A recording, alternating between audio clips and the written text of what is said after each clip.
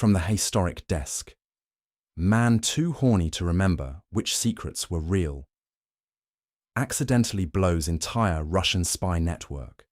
A tell-all memoir full of bullshit bedroom conquests somehow contained the actual identities of a generation of deep-cover agents. Whoops.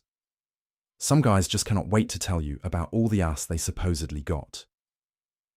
Take ex-KGB Colonel Sergei Volkov, a man whose primary contribution to the Cold War was most likely alphabetizing dick pics of Western ambassadors. After the USSR went belly up, he defected, changed his name to Cash something or other, and spent 30 years in Cleveland complaining about the quality of the rye bread before deciding to cash in with a memoir, The Kremlin's Peterschlong. And holy shit, what a masterwork of unmitigated bullshit. Half the book is just Sergei claiming to have raw-dogged his way through NATO's officer corps. He claims he taught Margaret Thatcher the Lubyanka Limbo. He describes, in greasy detail, a three-way with a pair of West German intelligence twins.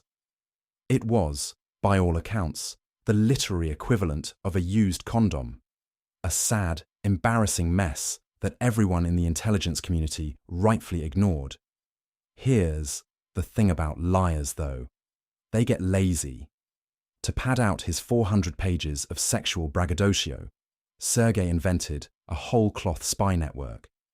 He called it Operation BDE, Big Dick Energy, I shit you not, a phantom squad of deep-cover sleeper agents he'd personally trained.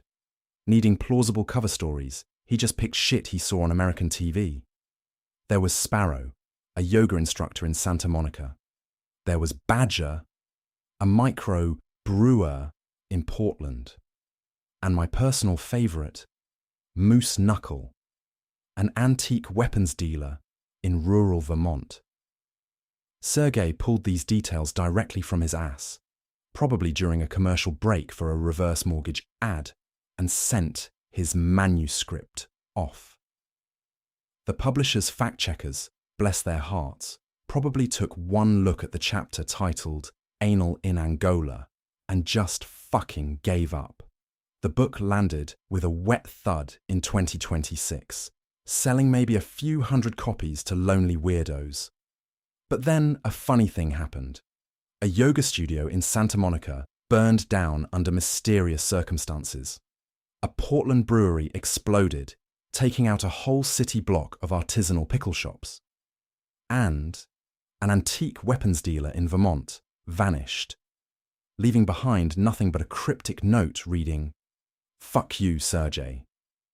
Turns out, the actual SVR, the KGB's less cool, more online descendant, had gotten lazy, too. Their top secret, deep cover network from the 1980s, the one they forgot to deactivate. They'd used a fucking code generation matrix based on lifestyle trends, and this dipshit hack who couldn't find the clitoris with a map and a flashlight had somehow, through sheer horny incompetence, guessed the whole goddamn thing. Suddenly, the Kremlin's Peterschlong became the most important intelligence document of the 21st century.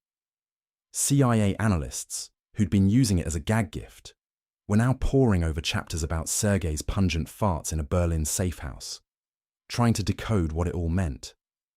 The SVR, meanwhile, was in full-blown panic mode, not because their network was compromised, but because they'd been exposed by the village idiot. They couldn't assassinate him. The optics of killing a man who wrote a book about railing the Iron Lady would be terrible. So Sergei Volkov, the man who probably got a pity wank once in Minsk and spun it into a career, became an unwilling hero of the West. Last I heard, he's in a CIA safe house in Hawaii, bewildered, endlessly complaining about the Mai Tais, and trying to convince his handlers to let him write a sequel. Filed by Tatiana Romanova Volkov for Historic,